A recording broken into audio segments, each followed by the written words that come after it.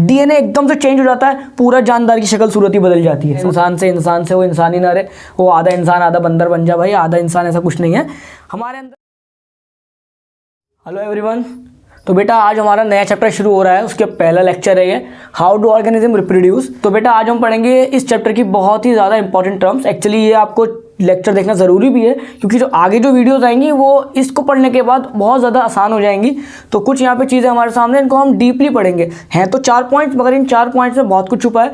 These are the basics of reproduction, इनको हम पढ़ेंगे। उसके बाद अब जो कंटिन्यूसली वीडियो शुरू करेंगे हमारी, हाउ डू ऑर्गेनिज्म रिप्रोड्यूस। थोड़ा कम लिख रखा है, वीडियो के एंड में मैं एक फोटो लगा दूंगा, आप इसका स्क्रीनशॉट ले लेना नोट्स का। रिप्रोडक्शन एक ऐसा प्रोसेस है जिसमें हम पैदा करते हैं नए जानदार, जो बेटा दिखने में कैसे होते हैं, जिनसे वो पैदा हुए हैं उन्हीं की तरह, यानी वो हमारी तरह ही होते हैं दिखने में, जो नए जानदार पैदा हुए हैं, सिमिलर टू देमसेल्व्स। और ये जो प्रोसेस है ज़रूरी है अर्थ के ऊपर लाइफ को कंटिन्यू रखने के लिए। समझ में आया? इसमें ज़्यादा हम बहस नहीं करेंगे, जस्ट बेसिक डेफिनेशन थी। सेल के अंदर जो हमारा न्यूक्लियस है उस पर आते हैं हम अब। तो बेटा लिखा है यहाँ पे, न्यूक्लियस के अंदर डीएनए होता है, और जो डीएनए होता है वही हमारा हेरिडिटी मटेरियल होता है। बेटा इस पर गौर करिए, हेरिडिटी किसे कहते हैं? हेरिडिटी कहते हैं ट्रांसफर ऑफ करेक्टर, यानी हमारे माँ बाप से, हमारे पेरेंट्स से जो हमें करेक्टर ट्रांसफ़र हुए हैं, जैसे कि हमारे आईज़ का colour, hair colour, skin colour. और ये तो एक्सटर्नल करेक्टर है, इंटरनल करेक्टर भी होते हैं, डाइजेशन हमारा, तो बहुत सारे करेक्टर हमारे अंदर बॉडी में आते हैं, और इन तमाम चीज़ों को बोलते हैं हम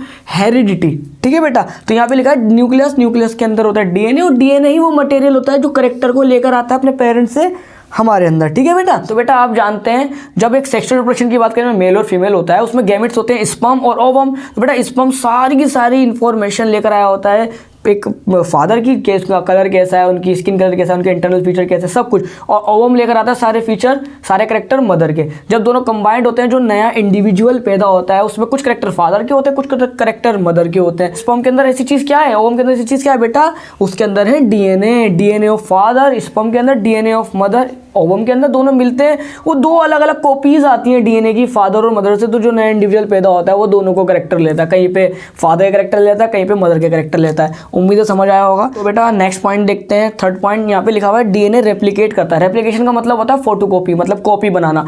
अब आप देखिए यहाँ पे एक सेल है, वो आगे चल के 2 सेल में टूटेगा बेटा। तो बेटा एक बात बताइए, यहाँ पे तो डीएनए फिक्स है ना, क्या है मैं आपको बताऊँ, डीएनए से मिलकर क्या बनता है? एक स्ट्रक्चर आपने पढ़ रखा होगा, क्रोमोसोम्स। क्रोमोसोम किस तरह के होते हैं?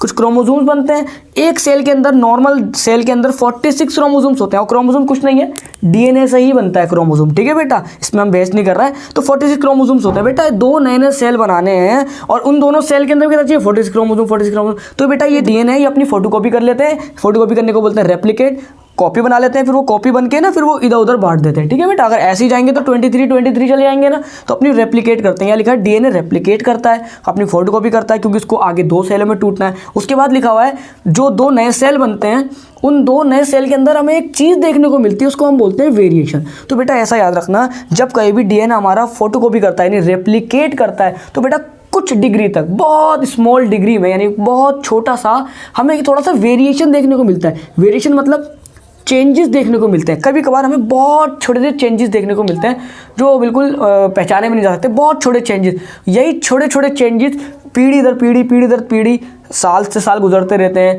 काफ़ी साल गुजरते रहते हैं। ये धीरे धीरे जो छोटे छोटे वेरिएशंस होते हैं, ये करते करते करते करते क्या होता है, आप से तकरीबन आज की जनरेशन को बात करें, आगे से 250 साल या 300 साल बाद वाली जनरेशन देखें, उसमें छोटे छोटे छोटे छोटे जो हमारे रेप्लिकेशन के दौरान जो वेरिएशन आते हैं, ये मिलकर क्या होता है, एक बड़े वेरिएशन बन जाते हैं, बहुत बड़े वेरिएशन। और वो वेरिएशन हमें चाहिए होते हैं, क्योंकि उन वेरिएशन की वजह से हम आगे आने वाले जो माहौल है, हमें नहीं पता 300 साल बाद वाला एटमॉस्फेयर माहौल कैसा होगा, वो हमें उस माहौल में जिंदा रहने के, यानी सर्वाइवल करने के काबिल बनाते हैं। अब मिसाल के तौर पे आप देख लीजिए, अगर कोई यहाँ का बंदा, दिल्ली का बंदा, जो दिल्ली में नॉर्मल टेम्परेचर होता है, अगर वो चला जाए कहाँ पे बेटा, लद्दाख वगैरह रहना शुरू कर जाए, तो बेटा उसको, उन्होंने सारी ज़िंदगी अपनी दिल्ली गुजारी है, तो उसको वहाँ पे उसको दिक्कत होगी सांस लेने में, और ठंड उससे बर्दाश्त नहीं होगी। मगर उसके जो बच्चे होंगे उसमें थोड़े से छोटे से वेरिएशन आ जाएंगे, जिससे वो अपने फादर के मुकाबले, अपनी फादर मदर के मुकाबले थोड़ा सा उस माहौल को अच्छे से एडजस्ट कर लेगा। फिर उसकी जो जनरेशन होगी, ऐसे करके 4 या 5-6 जनरेशन के बाद, 100 या 120 साल के बाद जो जनरेशन होगी, तो बेटा उसमें इतने वेरिएशन आ जाएंगे कि जो बच्चे होंगे उनकी अपेयरेंस, उनको दिखने में भी थोड़े चेंजेस आ जाएंगे और उनका सर्वाइवल भी अच्छा हो जाएगा उस माहौल में, हर चीज़ लिहाज से वो उसमें स्टेबल हो जाएंगे। बेटा ये क्यों हुआ, ये वेरिएशन की वजह से, इसलिए हमें वेरिएशन ज़रूरी है। सेक्सुअल रिप्रोडक्शन जो होता है उसमें मेल फीमेल होते हैं, उसमें अक्सर हमें वेरिएशन देखने को मिलते हैं, इसीलिए सेक्सुअल रिप्रोडक्शन को अच्छा बोला जाता है as compared to asexual reproduction, क्योंकि ए सेक्सुअल रिप्रोडक्शन के अंदर मेल फीमेल होते नहीं है, उसमें जो नए पैदा होने वाले जो इंडिविजुअल्स होते हैं, बच्चे होते हैं, हूबहू सेम टू सेम कॉपी होते हैं अपने फादर के, तो वो आगे जनरेशन में उनका सर्वाइवल थोड़ा बेकार रहता है, उनका सर्वाइवल थोड़ा अच्छा नहीं रहता। तो सेक्सुअल रिप्रोडक्शन के अंदर हमें देखने को मिलते हैं वेरिएशन नए सेल के अंदर।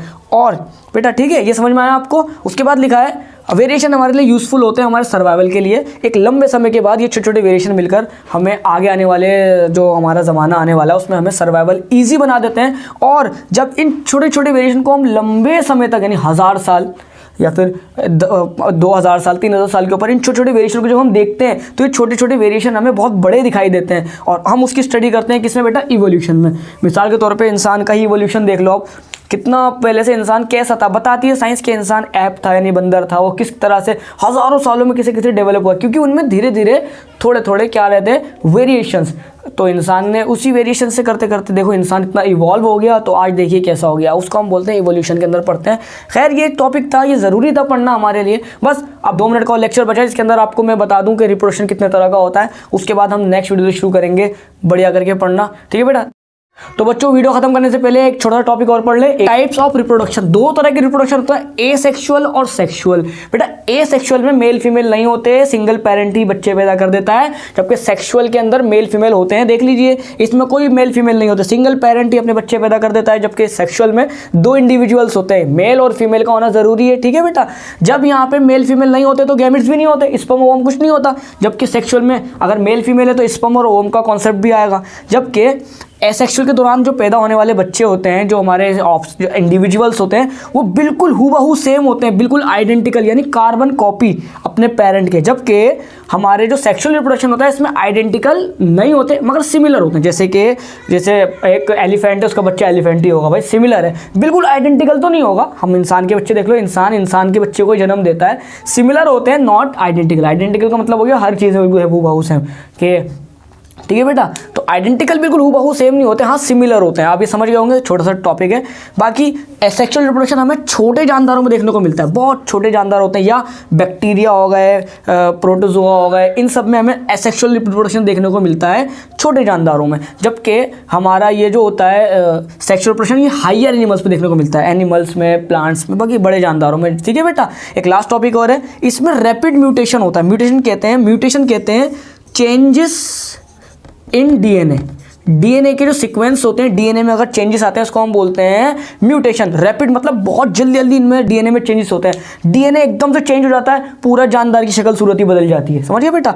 अब इंसानों में ऐसा नहीं है, हमारे अंदर क्या होता है, रैपिड म्यूटेशन नहीं होता, हमारे म्यूटेशन बहुत ना के बराबर होता है। बट हमारे में सेक्सुअल रिप्रोडक्शन के दौरान जनरेशन टू जनरेशन हमारे में वेरिएशन आते हैं जो अच्छे होते हैं इंसानों के लिए और बड़े जानदारों के लिए, जो हायर एनिमल्स हैं उनके लिए ये अच्छे होते हैं वेरिएशन। जबकि हमारे में ऐसे म्यूटेशन नहीं आता, पूरा डीएनए सीक्वेंस ही बदल जाए पूरा। अब जैसे इंसान है, इंसान का पूरा डीएनए सीक्वेंस बदल जाए, इंसान से वो इंसान ही ना रहे, वो आधा इंसान आधा बंदर बन जाए भाई, आधा इंसान, ऐसा कुछ नहीं है। हमारे अंदर वेरिएशन आते हैं थोड़े थोड़े, वो हमारे सर्वाइवल के लिए बहुत बढ़िया है।